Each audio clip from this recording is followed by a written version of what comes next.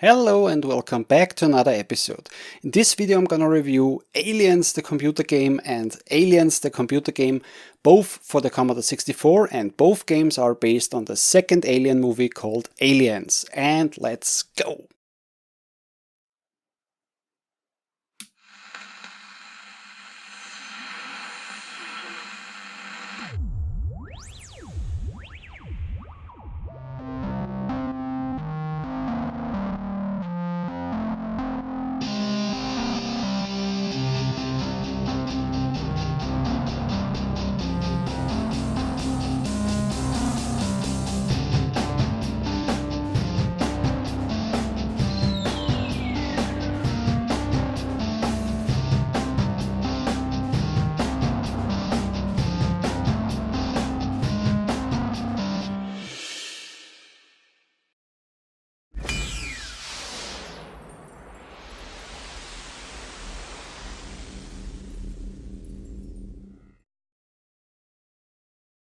Aliens the computer game, here on my right side, is an action game. It was developed and published by Activision and it was released in 1986 for the Commodore 64, the Apple II, ZX Spectrum and the Amstrad CPC. But only the Commodore 64 version and the Apple II version were made by Activision. The other two versions were made by a company called Mr. Micro, and they were also released by a different company called Electronic Dream Software. Since this game was made in the US, it actually has a second name, Aliens, the US version. And the game on my left side, Aliens the computer game, was made in the UK. It is a first-person shooter survival horror game. It was developed by a company called Software Studios and released by a company called Electronic Dream Software. And the game was also released in 1986 for the Commodore 64, for the Amstrad CPC, the ZX Spectrum, MSX computers and the Commodore 16, which is also known under the name Plus 4. Now, movie-based games in general have a bad reputation, and let's face it, there are a lot of reasons and actually a lot of games why those games have such a bad reputation. But there are always some exceptions. And in my opinion, both games belong to this category. Even though I have to say that I really like this version or this game a lot, and I'm actually not a fan of this game. But I explain all of that later on in my review. But in the end, it's my opinion, and I want to use this review to show and tell you how I came up with this opinion and why I think that this version right here is one of the best, or let's say one of the better or one of the best games based on a movie.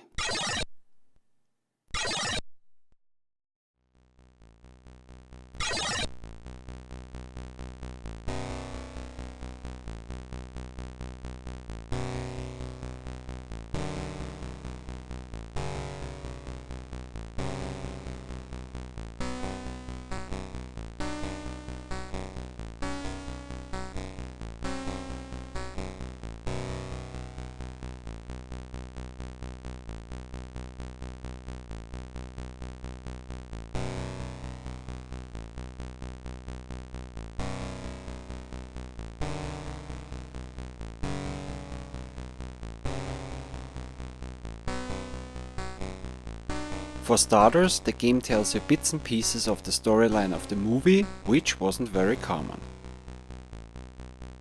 It even starts with the beginning lines of the film script, which weren't shown in the movie. This and the fact that the rest of the storyline is told by using dialogue scenes from the movie makes me believe that Activision used an original film script during the development of this game. The dialogues are not always 100% identical like in the movie, which can mean that Activision used an earlier version of the film script, or that they had to change them slightly to fit into the game, or maybe even they were changed slightly on the set while they were shooting the movie.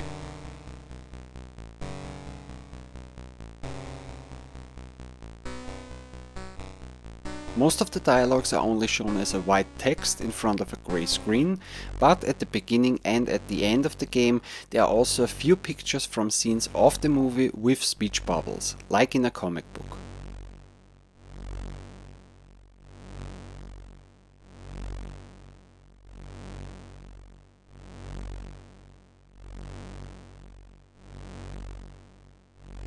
Before each mission you see a status screen which shows you all your available colonial marines, and only at the very first status screen you are also able to type in a so-called status code. Those status codes allow you to skip to another level in the game, and you get them every time you successfully finished a level with the following status screen. And depending on the outcome of a level you get a different status code depending on how many marines have survived.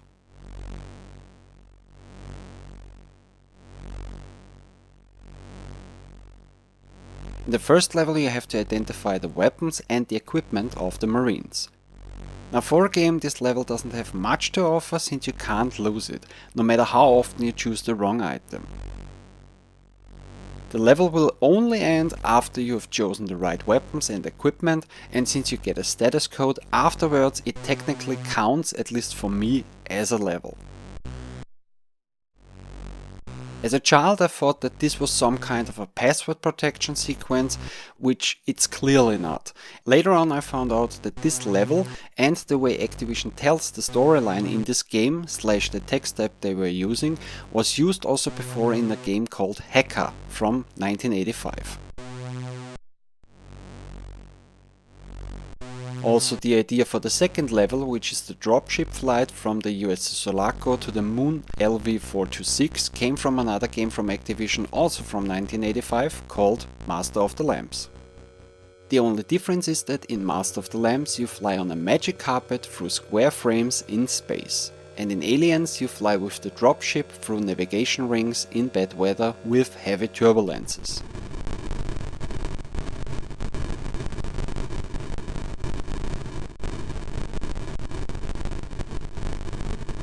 All you have to do in this level is to keep the dropship inside the navigation rings, which sounds a lot easier than it actually is.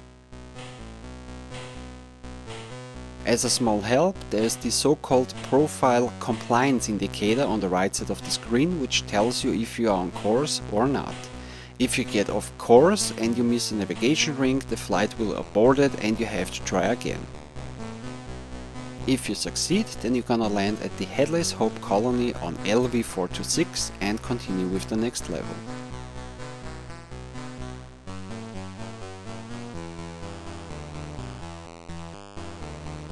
In the third level your marines have found the missing colonists in sub-level 3 of the atmosphere processor and you get attacked by the aliens. Now you have to get them back to safety to the armed personal carrier, short APC. You have 4 marines to rescue: Drake, Frost, Dietrich and Crow. You can only control 1 marine at a time and you switch between them by pressing the function keys F1, F3, F5 and F7 on the keyboard. On the top left you have the game screen where all the action happens and where you control your marine. On the right side you have the motion tracker and below you see the name of the marine that you're currently controlling. On the bottom you have 2 tracking screens for each of the 4 marines. The upper one tells the vital signs of the marine and the lower one their safety status. The marines are all scattered throughout the level.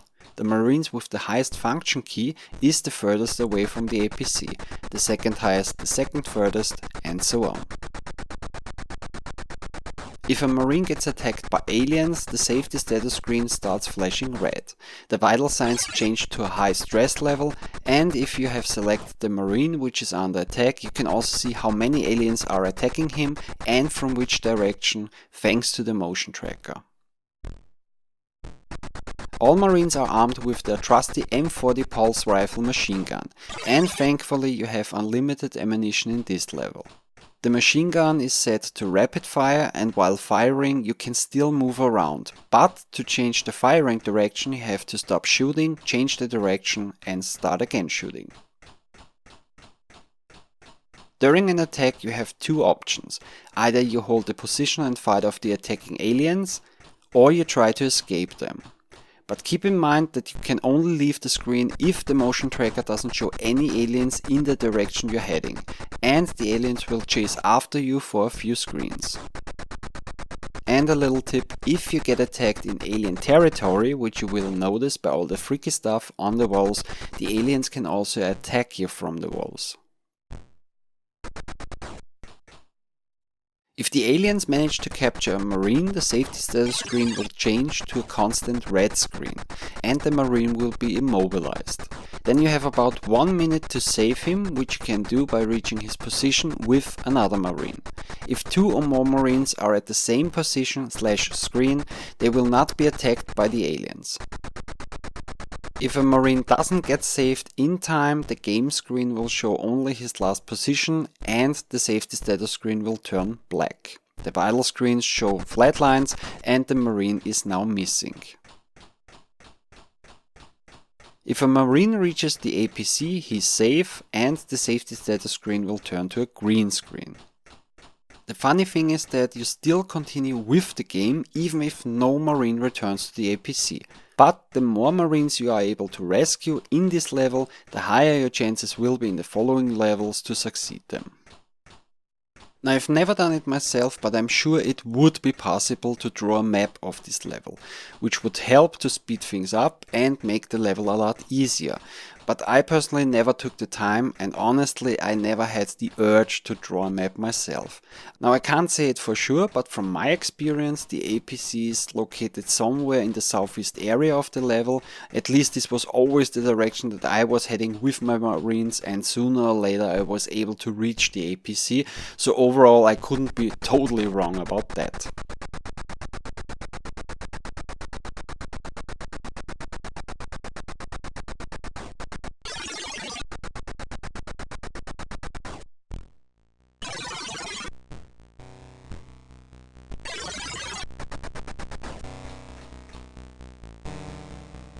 In the 4th level, the aliens were able to bypass the defense systems and barriers and they are now attacking the operations room.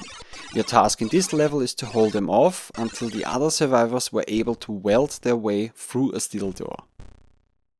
You take control of Corporal Dwayne Hicks and armed with a flamethrower you either push the aliens away by touching them or you destroy them with a blast of fire by pushing the fire button. You can only move Hicks up or down, you have unlimited ammunition with the flamethrower, but while shooting you can't move around. On the bottom of the screen you see the steel door and the welding process plus your remaining marines. If an alien gets past you, it will kidnap one of your marines. If all marines are gone, the next alien that passes you will go after Ripley and Newt, and if it reaches the door before the welding is done, it's game over. Then you can either replay the level, start a new game, or you use a status code. The aliens come for the most part from the left side, but from time to time they will also fall from the ceiling. They will also change their attacking speed, and it doesn't matter how many aliens you destroy, they will come after you until the steel door is either open or every human is captured.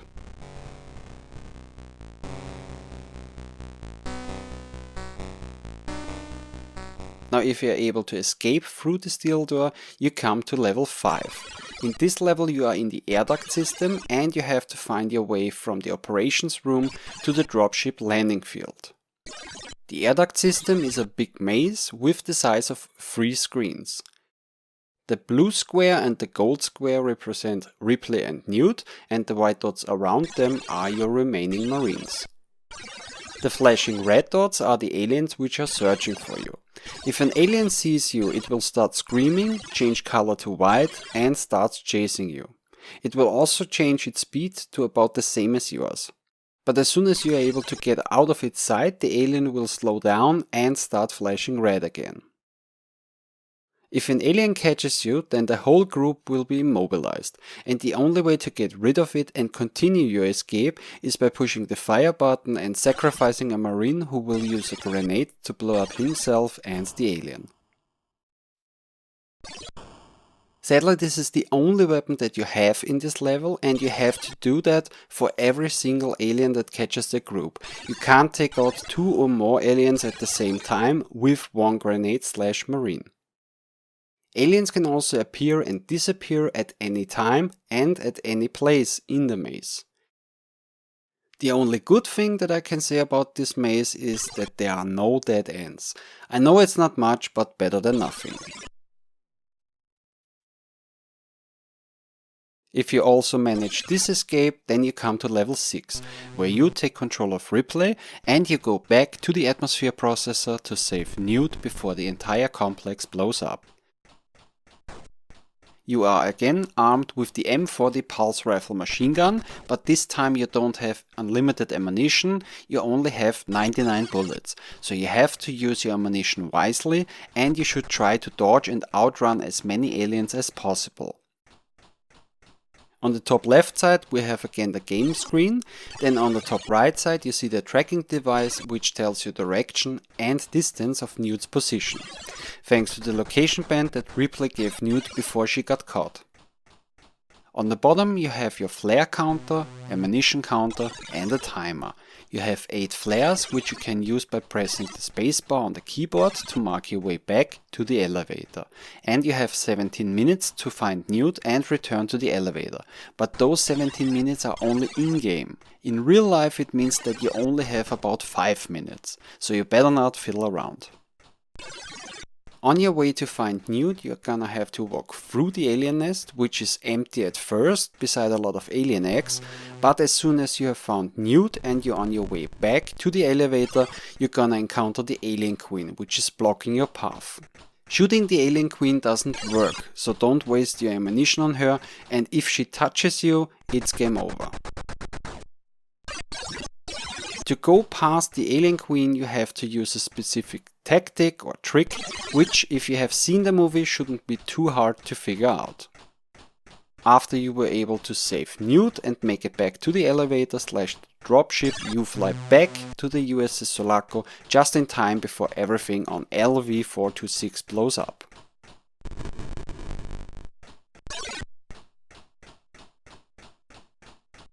And this brings us now to the last and 7th level, the final boss fight with the alien queen.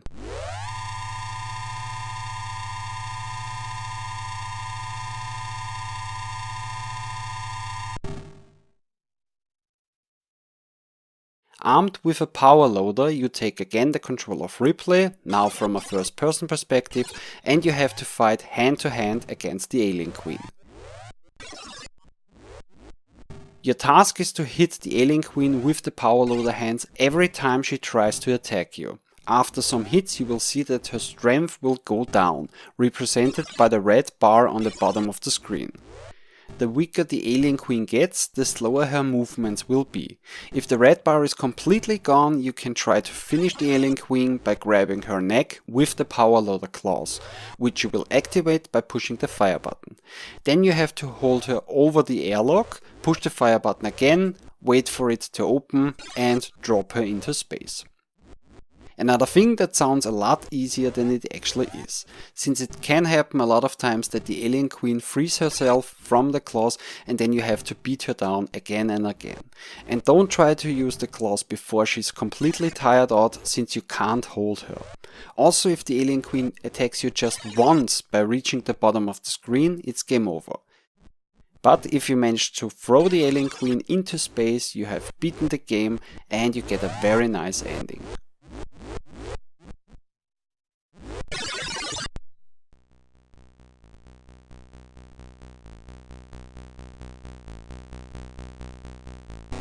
Control-wise you play the game with the joystick and yeah, there's actually nothing to complain about. The difficulty level of the game is overall between medium and hard, but it actually varies of course from level to level. As a child the dropship flight level was very challenging and very hard for me. And I couldn't beat the operations room level no matter what I did. As an adult, I have no trouble at all with the dropship flight level. The operations room level is still very hard for me, but with the right tactic and a little bit of luck, I'm mostly able to beat this level without losing all my marines. The Adac Maze level is really a tough cookie for me, and 2 out of 3 times I'm not able to make it to the dropship landing field. The thing that makes this level so hard, beside the fact that it is a big and confusing maze, is that even if the aliens don't see you, they know almost every time where you are and how to cut you off.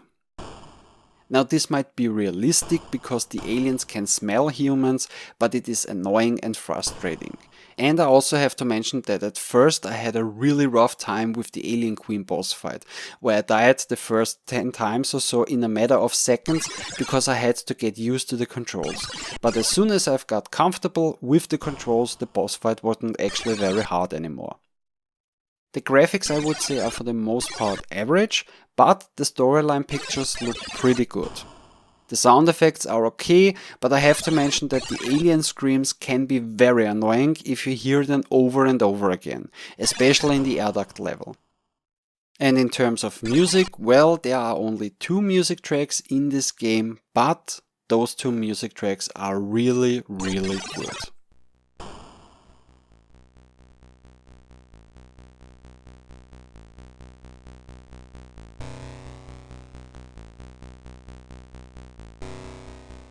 In conclusion, Aliens the computer game from Activision for the Commodore 64 is not a perfect game. I know it can be very frustrating, especially in some levels, but to me personally, like I already mentioned in the beginning, it is one of the better, maybe even one of the best games, video games based on a movie. I mean, it actually tells parts of the storyline of the movie, which wasn't very common in video games. It has a great atmosphere. And in my opinion, the developers really put some thoughts into this game and used very good scenes from the movie to make levels out of them. But I'm gonna be nitpicky and say that if this game had a little bit more music, a couple more sound effects, slightly more detailed graphics in some levels, and also a revised air duct level, this game would be amazing, out of this world. But still, I think it's a pretty cool video game, and I would highly recommend it to every video gamer who likes action games. Then sorry, also to every video gamer who likes action games and also the Alien franchise, and I would also recommend it to every video game collector because it's a very nice piece. Now, I've never played any of the other versions available of this game, but of course I've done some research and I've watched a couple of videos of the other versions, and for the most part also the other versions are very similar to the Commodore 64 version, but there are a few differences that I've noticed, and what I've noticed is that in the Apple II version you don't have any music in the dropship flight level, but the cockpit looks a lot cooler because it's more realistic looking, it has more details, and it looks more like a real fighter jet cockpit. And this version also has fewer sound effects, as far as I've noticed. And in the Amstrad and in the Spectrum version, you have no music at all, which is actually a shame. And the Adac Maze level is only 1 screen big, so it's a very short level, it's a very small maze and not confusing at all. But those are actually the more noticeable differences that I've noticed between all those available versions. Okay, and now we come to the other Aliens the computer game for the Commodore 64, now the UK version. In this game you're also on the moon LV-426, or more specifically in the terraforming plant. Your task is to find the alien nest, destroy it, and escape the facilities. You have 6 playable characters: Ripley, Hicks, Bishop, Vasquez, Gorman, and Burke, and according to the manual, they are all armed with a smart gun. On the top is the game screen where all the action happens. Below, on the left and on the right side, you see the characters' names, then the number tells you in which room they currently are, and the green bar below shows the endurance level of each character. In the middle you see a little portrait of the character that you have selected, then again their name, left of the portrait the life sign of this character, then on the right side the ammunition bar, and on the bottom your score. With the joystick you control the crosshair, and by pushing the fire button you fire your weapon. If you want to move to another room you have to aim at the door and press the spacebar on the keyboard, or you can give the characters moving orders. As an example, if you have selected Ripley, you type in the number 4 and the letter N, and then you switch to another character, let's say Bishop. Ripley will now move 4 rooms in northern direction. Walking and looking around / aiming will cost your character endurance. And if you run out of it, he or she can't do anything anymore, and you have to wait until they gain some endurance back in order to move again. In this game there are 4 different kinds of aliens. There are the facehuggers, then alien drones, alien warriors, and alien queens.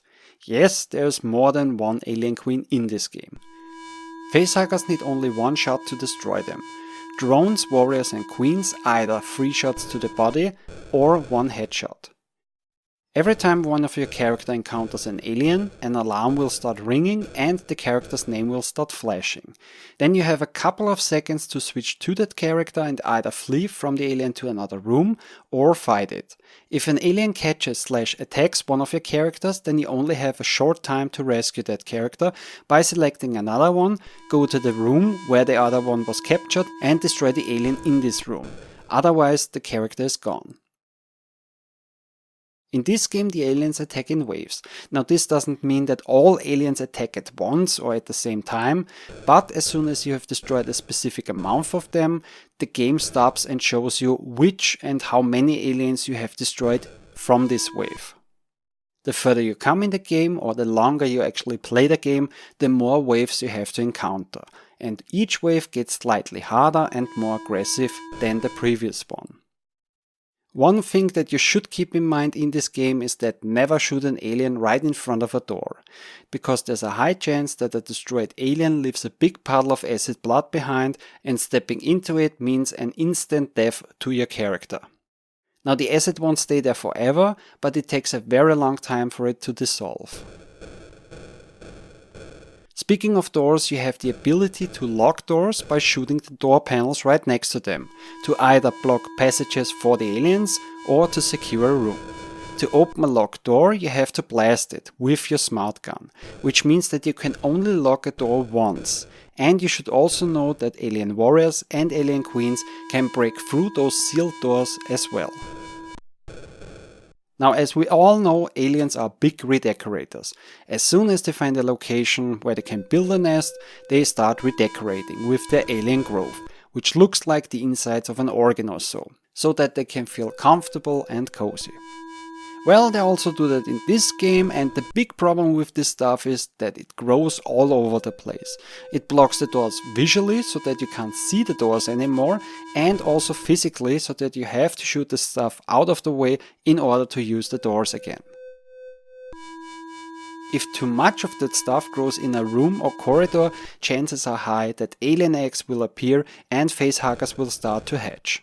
And if that happens in one of 2 specific rooms, the control room or the generator room, then you have a really big problem, since the lights will go out in the entire facility and you have to play the game in complete darkness. Why? Sadly, all your characters have forgotten their flashlights on the Sulaco, so the only light source that you have are the muzzle flashes of your smart gun, which is not a good use for precious ammunition. The only way to get the lights back on again is by cleaning the control room and or the generator room from all the alien growth, which again will cost you a lot of ammunition. And speaking of ammunition, there is only one room in this game where you can get new ammunition, the Armory. Now, to give you a better understanding of what you have to do and how the game is built, let's take a look at the map that came with the game. On this map you see all of the 256 rooms and corridors of the terraforming plant. All important rooms are colored blue and they are already numbered. The rest are colored white and they are blank. So if you want, you can number them yourself while playing the game. The important rooms are room number 1, the Mobile Tactical Operating Bay, which is basically the APC, also known as the Armed Personnel Carrier. This is your starting point and you have to return to it after you've finished your mission. Room number 28 is the Armory, where you restore your ammunition. Room number 78 is the control room and room number 174 is the generator room. Again, keep those rooms clear of alien growth or otherwise the lights will go out. Room number 177 to 182 is the medical research block. Honestly, I have no idea what you can do there, since your characters don't lose life energy in this game, and if they get captured by an alien or a facehugger implants an alien into one of your marines, well, then basically they are gone, they don't lose any life, and you can't remove the process or destroy the alien after it's inside one of your characters. So again, I have no idea why they actually have this medical research block in this game, but anyways. Rumor has it that you can find the little girl nude around this area, but I actually don't know it for sure. Now every time you find her, you get some extra points, but you can't take her with you / protect her or save her. Except of course when you beat the game, then everybody who has survived so far will also be rescued, only to die tragically at the beginning of Alien 3. Except for Ripley, of course. Finally, there is room number 248, the Queen's Chamber. This is the alien nest, and you have to clear the room completely of all the alien growth in order to accomplish your mission. And that's basically all that you have to do in this game. Make it from the Mobile Tactical Operation Bay, aka the APC, to the Queen's Chamber, destroy all the alien growth inside, and make it back with one character. Ooh, one last thing I've almost forgot. There are 5 emergency exits. 2 on the left side, 2 on the right side, and 1 at the end of the facility leading to the atmosphere processor. In case of an emergency, your characters can use those exits to commit suicide, so that they don't need to face this emergency. That doesn't make much sense, since in the movie the moon already had a breathable atmosphere, but anyways. Now control-wise you play the game with joystick and keyboard. With the joystick you aim the crosshair and fire the smart gun, and with the keyboard you do the rest. The difficulty level of the game is somewhere between very hard and impossible, since the aliens will come after you all the time. Sometimes you will encounter an alien every 2 or 3 steps that you make with a character, which gets really old in a very short time. Plus there's no password or save function in this game, which means that you would have to beat the game in one sitting. I mean, yes, I know this is old school gaming, but it's not very nice. But even if you play the game on an emulator where you can save at any time, the game doesn't get a lot easier. The graphics are pretty nice, the sound effects are also okay, but sadly there is no music at all in the game. Now to the final question, do I like this game? Yes or no? Sadly, I don't like the game very much. Now to be fair, I get the idea of the game and I actually like it. I also see the potential of the game and it has atmosphere. But to me it feels unfinished, way too hard, and playing it is more work than fun, which results in the fact that the game constantly kicks me out of the atmosphere. Okay, that was the short version, let me explain that in more detail. Why do I feel it's unfinished? Well, the game is big. There are 256 rooms in the game, but there are only 5 rooms which have a meaning / a purpose in this game.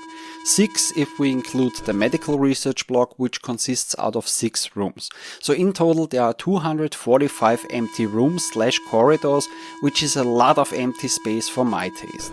And again, the medical research block has actually no function in this game, which makes me believe that the game was rushed and they didn't have time to include this function.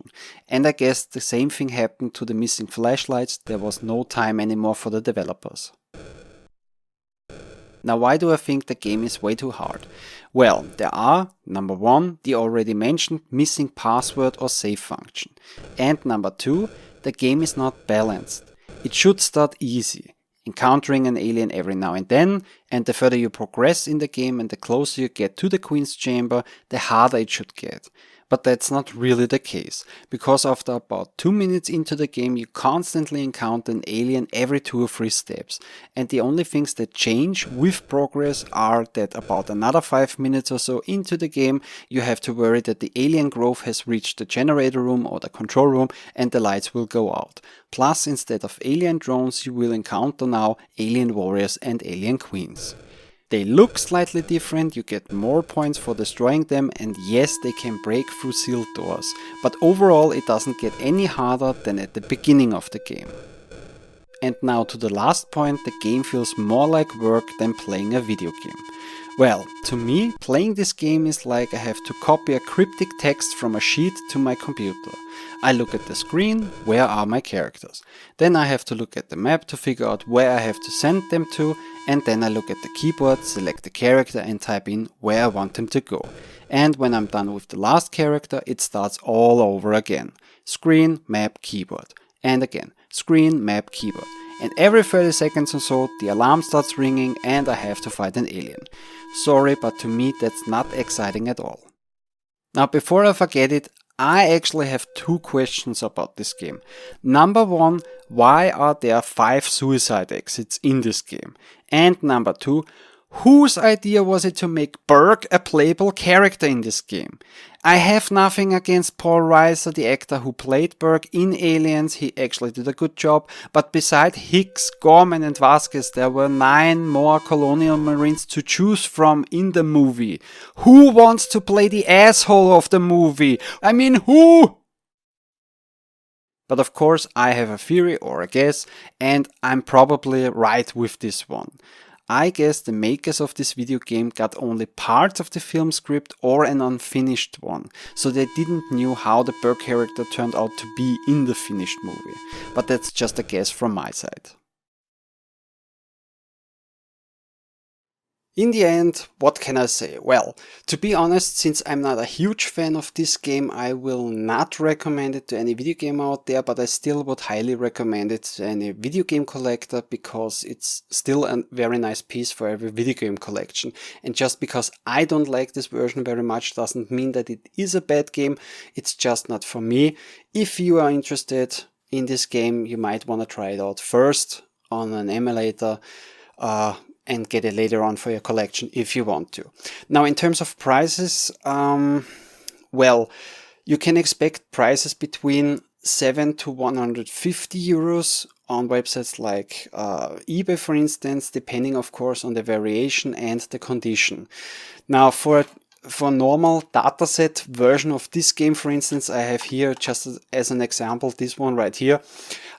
You can expect between 7 to 20 euros. Then for this version right here, which I have, you can expect prices between 20 to 60 euros because this is actually a double feature. This one includes Aliens the Computer Game, the UK version and also the US version. That's why it's some kind of a double feature bundle. And for a big box version, which is also available from this game actually, like the one that I have here, the Activision version, which is the disc version and big box, you can expect prices between 60 to 150 euros. And again, the same version that I have here also exists of the UK version. So now, one other thing that I have to mention, just forgot the other versions of the UK version of Aliens, the computer game. I haven't played any of those, but of course I also did some research and watched a couple of videos, and for the most part all versions are similar to the Commodore 64 version. The only noticeable differences that I found out were that in the Amstrad version you actually have some in-game music, which adds a lot to the atmosphere, but I have to say that the sound effects are actually better on the Commodore 64. And on the Commodore 16 / the +4 version, you actually only have 4 playable characters instead of 6. Vasquez and Burke are not in this version. And one other thing that I have to mention is that a couple of years ago there was a PC remake released by a company, I guess it's a company called Derbian Games. As far as I know, it's a free downloadable game. And I'm actually not sure if Derbian Games is just one person, a fan group, or a small software company. I have no idea. I also haven't played the PC remake, but I've watched also a couple of videos about this remake, and I have to say it's actually pretty cool. You got a lot better graphics, updated graphics, you can say. You got a lot of the original music from the movie. You got all the original sound effects of the movie. You can actually customize or build your own group at the beginning of the game. Sorry, out of all the characters that were actually in the movie on the USS Sulaco. that's really cool. Then your Marines now have flashlights, so if the lights go out in the game, you can actually see a little bit, because they didn't forget the flashlights like in all the other versions. And you actually have a little mini-map, in-game mini-map, constantly on the screen, which helps a lot. It doesn't show you exactly the position that you are in the game like on the map, but it's a huge improvement. So I would say if you want to have a definitive version of this game, then you might want to check out the PC remake. I actually don't know when it was released. It was a couple of years ago, but if you're interested, you might want to check it out, but I'm not gonna put a link down below into the descriptions. Whew, and I guess this brings me now to the end of my review of Aliens the computer game from Activision and Aliens the computer game from Software Studios, both for the Commodore 64. I really hope you enjoyed the show. Maybe see you next time. Take care. Bye. What the? No, not the camera, you son of...